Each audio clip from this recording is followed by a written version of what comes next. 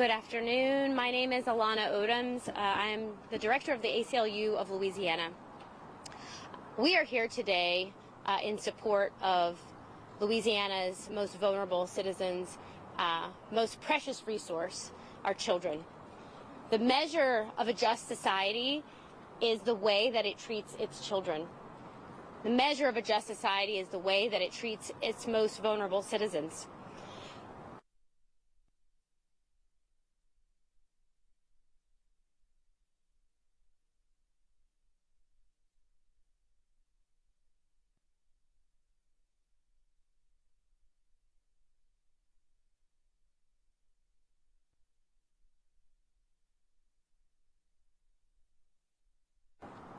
People without allow children to be called super predators, or when you allow children to be referred to as something less than the inherent human dignity that they hold within them, you allow maltreatment. You allow the kind of behavior that we are seeing where children are being deprived of an education. Children are being deprived of humane conditions. Children are being shackled and handcuffed.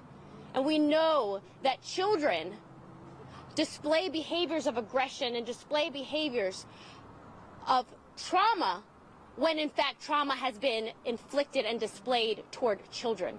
And so we have to watch the way, the language that is used against our children, because we need to make sure that our children's dignity is always preserved. The place in which this maltreatment is taking place is a place of historic shame for the state of Louisiana and for this country. Angola State Penitentiary is one of the oldest. It is a plantation where enslaved people were forced to labor until their deaths. It is not okay that the descendants of enslaved people who once labored until their deaths, their ancestors are now being incarcerated and locked away in the same places and on the same fields for which they labored. That is a history that we must remember and recognize. We must remember and recognize that history. The question is not whether the children that are housed in Angola deserve to be housed in Angola for the crimes that they have allegedly committed or for the behavior that they allegedly conduct, but rather do we, with our history of mass incarceration, with our history of slavery, with our history of corruption, with our history of maltreatment of children, with our history of systemic discrimination. I'm getting an affirmation from nature. History. Do we deserve? Do we?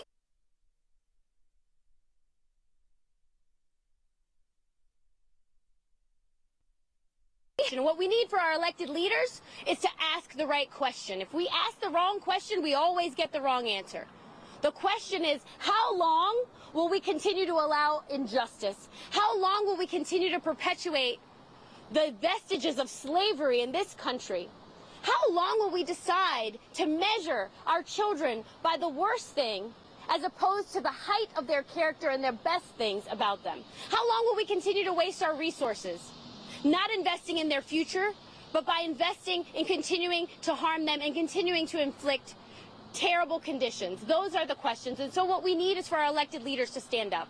We need Governor Edwards. We need the leaders of OJJ. We need them to stand on the right side of history. We know that our governor has courage. We've seen it exhibited. We now, not just for us. We need them to stand up for our babies. We need them to stand up for the future generations. 7 generations. Policy today, changing this practice today, forward, and it shall. And we are claiming that it will be done. I'd like to welcome up our next speaker. Our next speaker, I am not certain of who the next speaker is, but if you're the next speaker, come to the podium. I think it's the bishop. There we go, Bishop. Bishop, thank you so much. Yeah. Well, we know one thing. We know the reality of what OJJ, the governor, they have really accomplished something by moving our children to Angola. And we know what they have accomplished, and that is traumatizing them. Amen. Traumatizing our children is not the answer, Governor John Bell Edwards. You once was a soldier as I. And I know you know the responsibility of obtaining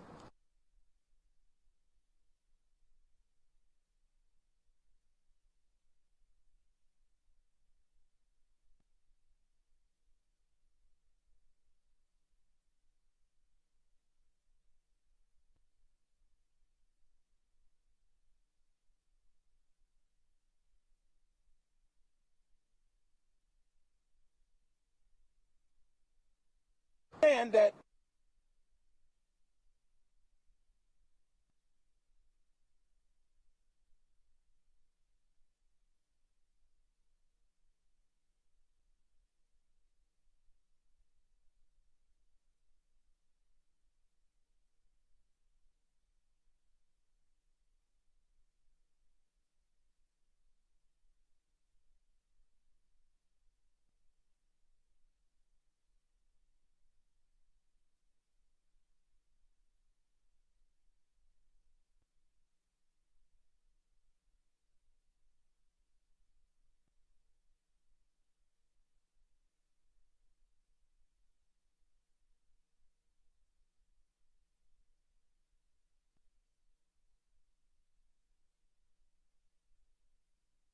the position on death row and saying that, no, it's not that way.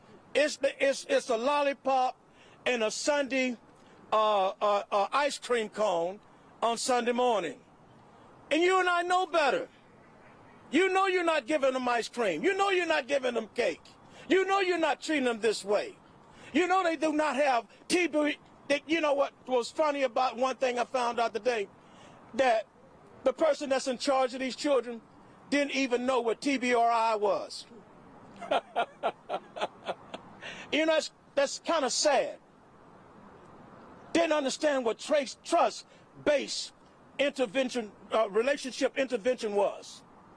Spending time with our children is very important. Y'all take care. Thank you so much, Bishop. Thank you very, very much. That was Bishop Autry with the Shreveport chapter. He's the Shreveport chapter lead, rather, of Families and Friends of Louisiana's Incarcerated Children, FLIC. The next speaker that I will have come to the podium is Rio Valdez. He's a youth community member of FLIC as well. And Rio, please come on up. How y'all doing? Everybody doing good this evening? Yes. I'm not. You see, I'm not doing good. I'm not okay. I'm not okay because every day I have to walk in fear of an unjust system that is targeting youth for incarceration. My name is Rio Valdez. I'm 18 years old. I'm born in New Orleans, Louisiana. And every day I walk in fear, like I said. Because I know that there are people who walk like me, talk like me, look like me, act like me, do everything like me. And they are being taken up, thrown behind cell bars, taken far away from their families, far away from their homes, far from anything that makes up life, and given no thought of a second chance. Statistics show that 73% of incarcerated youth in Louisiana suffer from mental health problems. And as I say that, it scares me even more because I'm proving to myself just how much alike we are. You see, I myself was someone who was a prime example of being on something we like to call school to prison pipeline. The idea that, if you get expelled from a school, you do some bad things, that's a direct, easy way to end up being in prison. I've done some bad things, I was heading down a bad path. But if it weren't for the support of my peers and the people around me, I probably would have ended up just like those kids locked up in Angola right now. I was able to be rehabilitated. I was able to come out fine in the end, doing things totally different in my life. So my question is, why can't the people who need these tools, this support, everything that is so widely available, why can't they have it when they need it the most, when they need it right now? Why can't they be given a second chance? Why can't they have the rehabilitation that they need? The question is, why is our justice system confusing the idea of rehabilitation with punishment? Release them kids. Release them so that there are more people who want to do better in the world. Just release them. Thank you. Thank you. Beautiful. Thank you. That's so beautiful. Hearing the youth voice is such an important part of the work that we're doing. Thank you, Rio. That was very touching. I'd like to welcome Ashley Hill Hamilton. She's the policy director at LCCR. Ashley, please come on up.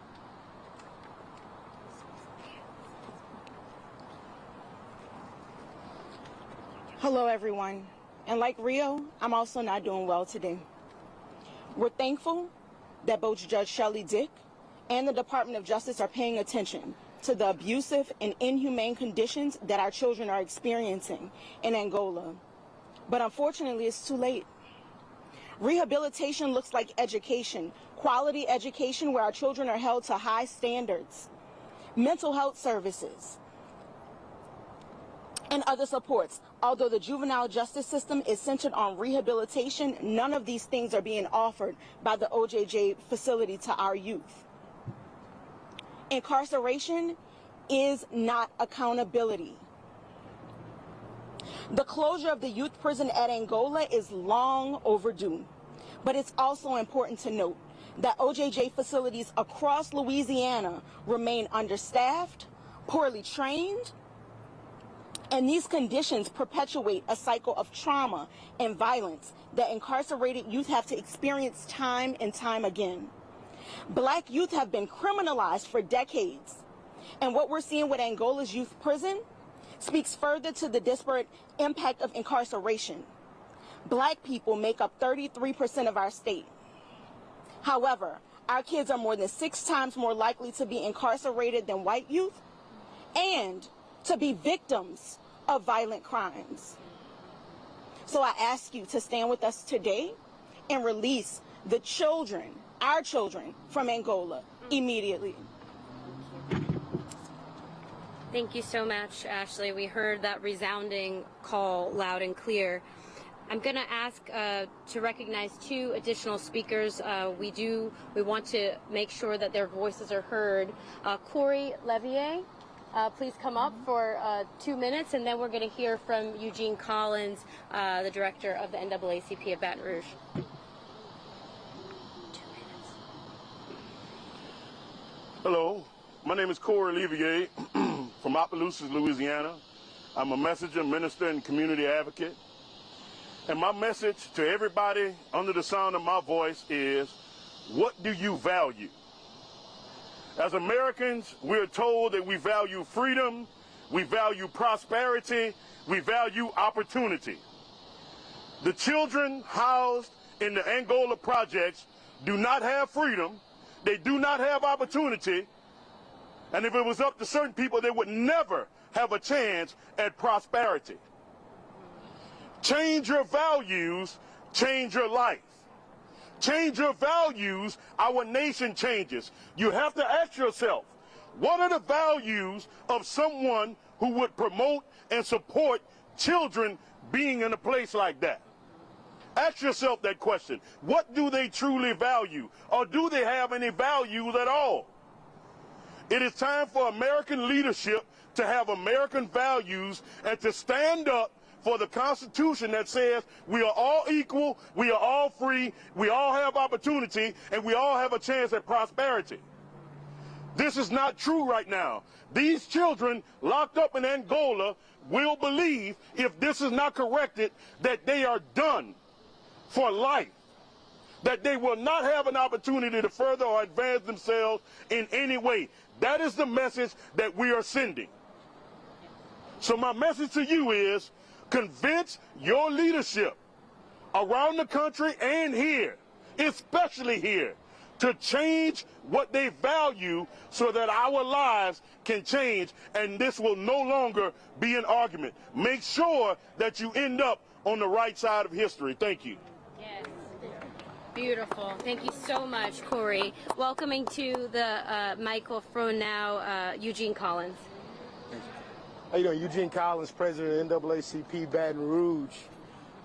And when you talk about this facility, my colleague spoke to it, that this was one of the most notorious plantations. But after it was a plantation, it went into private ownership and it was ran poorly then.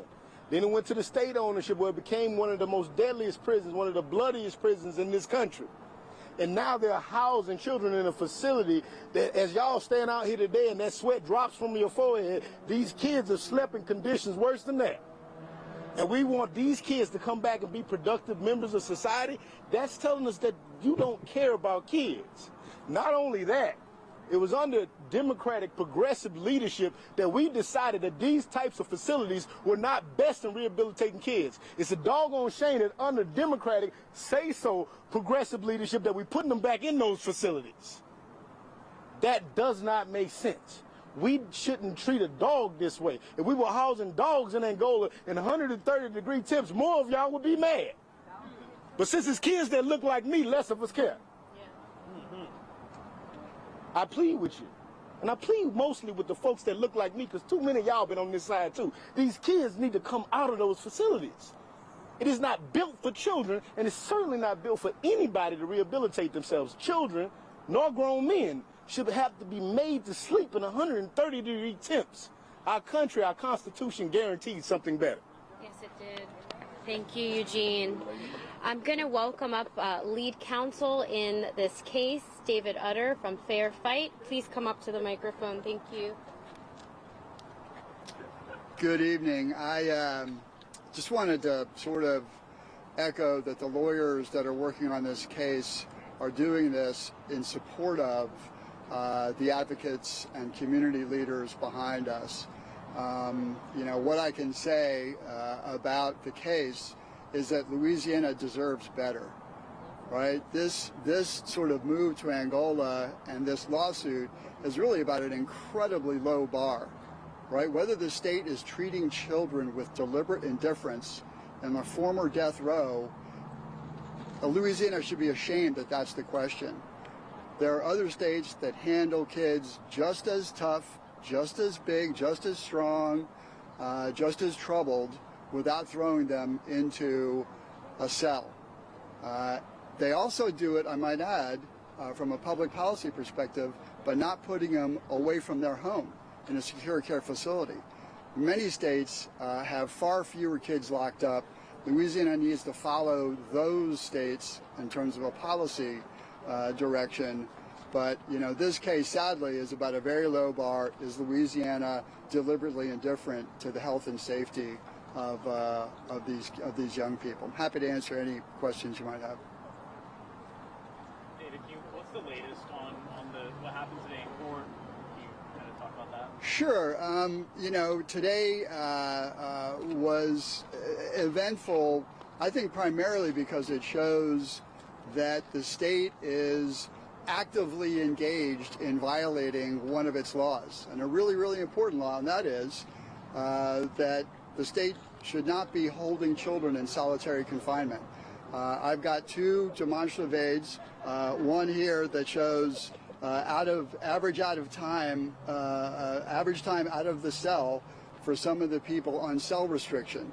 Now, everybody in this press conference would call it what it is. It's solitary confinement. But the state's calling it cell restriction. We finally got some documents, and we're showing that they're keeping kids locked up for extraordinary long periods of time. And remember, these are young people, right? The consensus is no juvenile should ever be held in solitary. And then the second, of course, is a picture of the cell. This is a former death row. These are where children are spending up to 20, 22, 23 hours a day in these cells. And again, these are kids that need to move, that need to run, right? They need to exercise, they need to play. And I would say that's the primary thing that came out of today's testimony was. What are you anticipating coming in the following 2 days, right? Yeah, you know, it's fluid. Everybody's calling different witnesses and responding to the other side. We've got a couple experts tomorrow. Susie Vasello will talk about heat, extreme heat, and what that does to kids. And then we've got an education expert, Joe Gagnon, who will testify. And beyond that, it's, you know, guards, and we'll see what happens. David, if not Angola, I mean, where else could they go? They've broken out of Bridge City numerous times. That's not an option. Where else could they go? I know Monroe, the facility in Monroe is about to be completed, I think, according to Senator Barrow. Where do they go? Yeah, you know, it's not so much like what do you do with these kids, except treat them humanely and program, as one expert has told me, program the heck out of them, right? Keep them busy, keep them active, keep them engaged, develop individual plans that identify to them to keep them moving forward, progressing. But there's no question Louisiana also has too many kids locked up, right? I mean, there are enough staff in these facilities, there are enough beds in these facilities if we stop locking up kids that we didn't need to lock up. So it's about really shrinking the population and then taking our resources and really delivering the individualized care that each kid deserves. And I guess, what do you say to some of these kids' victims? I mean, you had one kid who was there who broke out of Bridge City twice. He allegedly shot someone. They're now paralyzed in uptown New Orleans. What do you say to the victims' families who are saying, hey, we don't want them out. We want them to stay in Angola? You know, it's not so much what the victims want. I mean, the victims want what we want. Everybody here wants a safe public. Everybody here wants thriving, safe communities. And one of the best ways, quite frankly, to rehabilitate anybody, child or adult, is to have some sort of restorative justice with their victims. Now, it's completely up to the victims, but, you know, nobody here is saying that, you know, victims don't have a really important voice in this. But my bet is that, you know, most victims I've ever met, what they want is to be safe. And what Louisiana is doing right now is not making us safer. So y'all's concerns mostly lie around about the AC not being there and them just being there in general in Angola, or has the AC been out? What have you been hearing from them from on the ground? So, you know, today there was testimony that the AC was working or that they had AC, but then there's also testimony that it wasn't working. You know, that's all over the map, and we're going to litigate that. So I'm not going to comment on that.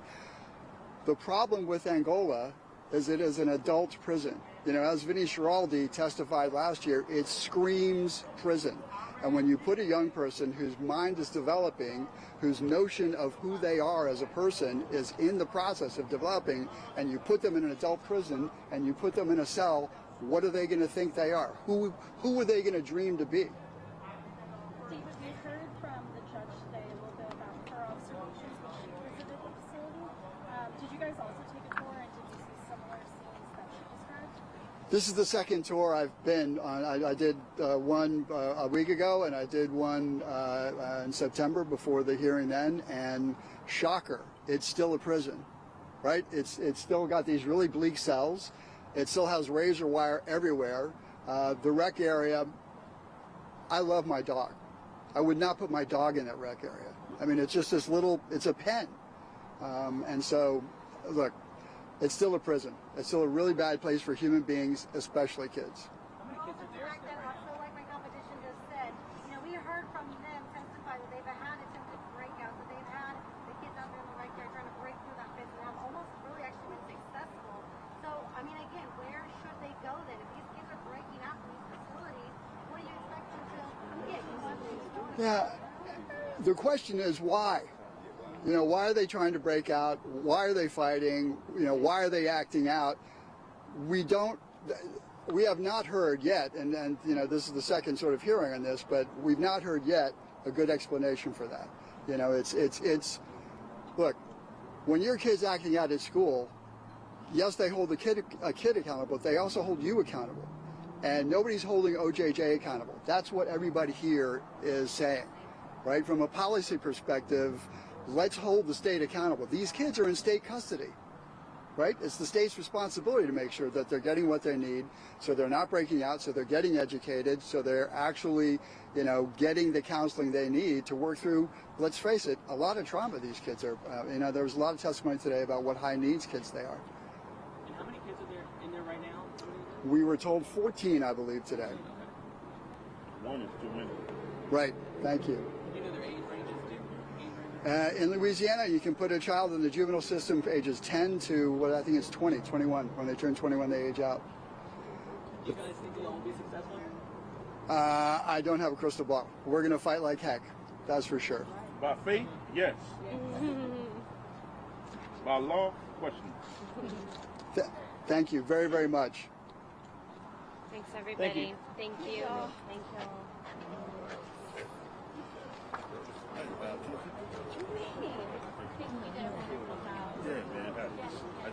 May I wrangle all speakers for 1 one very quick group photo. I'm so sorry. I know you have things to do. We'd just love to get a quick group photo, all the speakers together. Or in... Oh, okay. Yeah. That was you. So good seeing you again. Is this yours? Yeah, it's on the